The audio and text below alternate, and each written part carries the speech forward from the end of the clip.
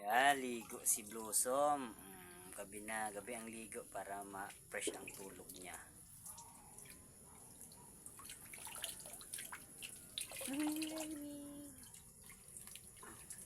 Mata niya. Yung mata niya. Mata mo malaki, ang bibilog. Oh. Ang leeg. Banlaw na ikaw. Leeg. Parang Banlaw ng Blossom ko. Ay wow. alis na sa timba iyo.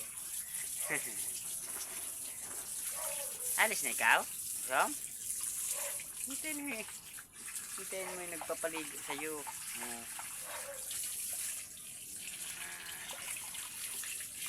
Tapos ko muna to.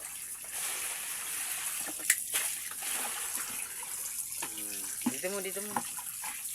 Pasok. Yan. Badlawan mo na.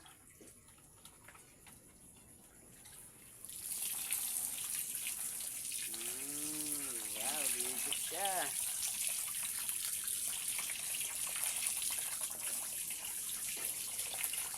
Bigo siya dito sa ilog namin.